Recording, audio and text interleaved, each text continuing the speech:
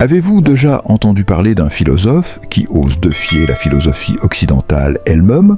Un homme venu dès une région rurale de la France qui n'enseigne pas dans les grandes universités, mais dont la voix fait trembler les colonnes de la pensée traditionnelle. Ceci est l'histoire de Michel Onfray, un philosophe du peuple, qui refuse les dogmes, rejette les autorités intellectuelles et construit une pensée libre, radicale, à contre-courant.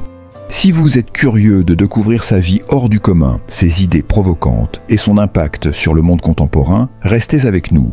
Et pour ne rien rater des prochains portraits fascinants, abonnez-vous à la chaîne dès maintenant. Aventure ne fait que commencer. Michel Onfray est traité d'athéologie, la révolution intellectuelle qui a secoué le monde. Il y a quelque chose de fascinant dans Traité d'athéologie, un livre qui a pris d'assaut les esprits dès sa publication en 2005. Cette œuvre de Michel Onfray n'est pas simplement une critique intellectuelle des religions, mais un véritable manifeste qui remet en question la place de la croyance en Dieu dans la société moderne. Dès les premières pages, Onfray attaque de front les dogmes religieux, dénonce l'oppression exercée par les institutions religieuses et affirme que la foi en Dieu n'est ni nécessaire ni bénéfique pour l'humanité. Mais qu'est-ce qui rend ce livre si percutant? Pourquoi une telle polémique autour de cette œuvre? Michel Onfray, contrairement à d'autres philosophes, n'est pas un homme caché dans des institutions académiques. Il est le produit d'une éducation modeste dans une famille ouvrière de Normandie, et c'est cette expérience qui va forger sa vision du monde. Il n'a jamais accepté de suivre aveuglément les dogmes et les préceptes religieux qui lui étaient imposés. En grandissant dans un milieu profondément chrétien, il a ressenti cette tension constante entre ce qu'on lui enseignait et ce qu'il percevait comme des incohérences. Et c'est cette révolte intérieure qui a fait naître chez lui une profonde méfiance envers les institutions religieuses. En publiant Traité d'athéologie, Onfray ne fait pas seulement une critique théologique, il lance un véritable défi au fondement même de la croyance religieuse. Dans ce livre, il démontre que la religion n'est pas seulement inutile, mais qu'elle est dangereuse, car elle permet à des pouvoirs autoritaires de se maintenir en place et d'exercer un contrôle sur les individus. Pour Onfray, il est évident que les religions, loin d'offrir une réponse aux questions existentielles de l'humanité, servent avant tout à manipuler les masses en imposant des règles morales strictes fondées sur la peur et la culpabilité. Mais ce livre ne s'adresse pas seulement aux athées. En fait, Traité d'athéologie est une invitation à la réflexion, un appel à la liberté de penser pour tous, qu'ils soient croyants ou non. Onfray veut éveiller les consciences et rappeler que même ceux qui adhèrent aux dogmes religieux doivent être capables de questionner et réfléchir par eux-mêmes. Car l'essence de la philosophie d'Onfray est justement cette idée.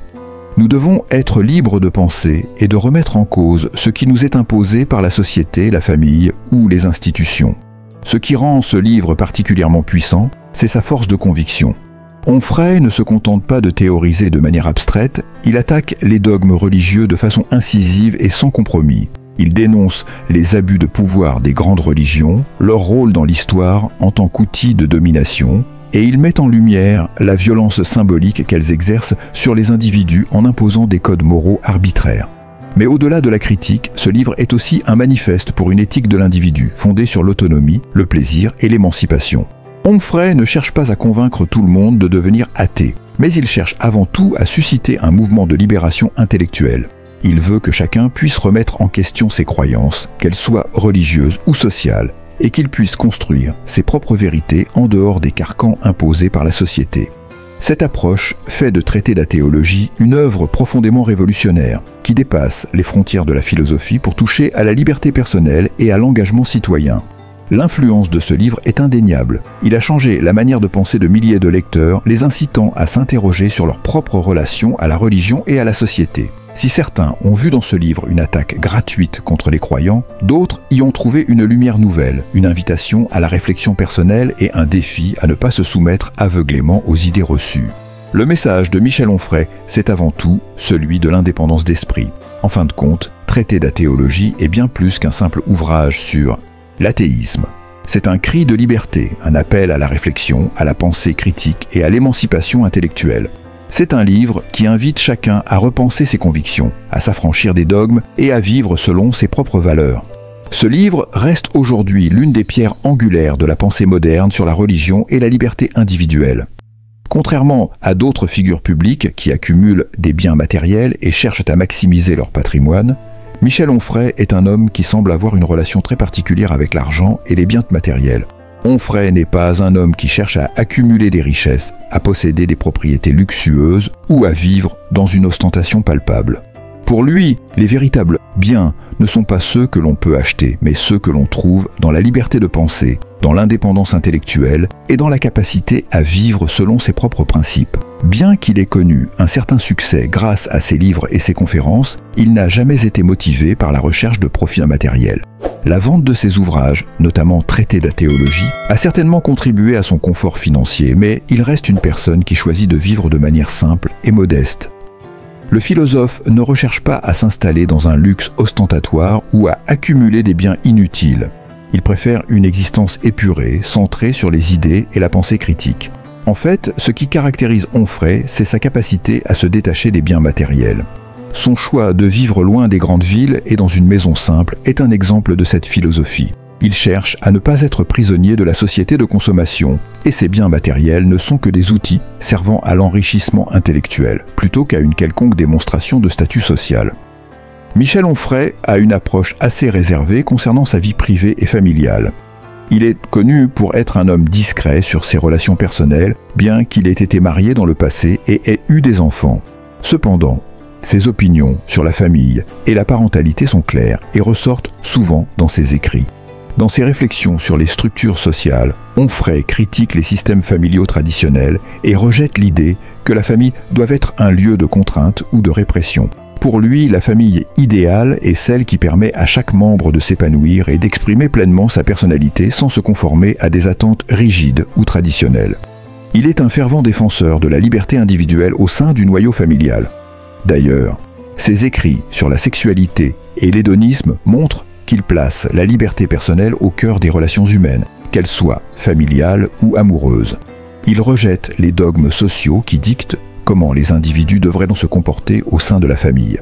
Onfray a souvent abordé des sujets tels que l'éducation et la manière dont les parents devraient élever leurs enfants, en insistant sur la nécessité de leur offrir un environnement intellectuel stimulant et respectueux de leur autonomie. Ainsi, même si Onfray reste discret sur les détails de sa vie privée, on peut supposer qu'il pratique lui-même ce qu'il prône, une éducation basée sur la liberté et l'indépendance d'esprit, loin des influences traditionnelles et dogmatiques. Lorsque l'on parle de patrimoine, il est crucial de comprendre que pour Michel Onfray, l'héritage véritable ne réside pas dans les biens matériels, mais dans les idées. Sa pensée, ses livres, ses conférences et surtout son influence sur la société sont les véritables trésors qu'il laisse derrière lui. En prônant une forme d'athéisme militant, une critique des institutions religieuses et une défense de l'hédonisme, il invite chacun à se libérer des contraintes extérieures pour mener une vie guidée par la raison et le plaisir. Onfray défend une vision du monde qui place l'individu au centre, loin des dogmes et des règles imposées par la société. Il encourage chacun à remettre en question les idées reçues et à bâtir son propre système de valeurs. Ce qui rend son travail si important, c'est qu'il dérange tout en incitant à la réflexion. Ses livres, en particulier traités de la théologie, sont des appels à la liberté de penser et à la démystification des croyances religieuses et des autorités sociales. Dans cette perspective, sa pensée constitue l'un des plus grands héritages qu'il puisse léguer à la postérité. En outre, Onfray a su développer une pensée critique qui fait appel à une réflexion personnelle et à l'examen constant des valeurs et des normes sociales. Cela est d'autant plus pertinent à une époque où les individus sont souvent influencés par des idéologies imposées par les institutions religieuses ou politiques. En fin de compte, Michel Onfray est bien plus qu'un philosophe. Il est un homme qui incarne les valeurs de liberté individuelle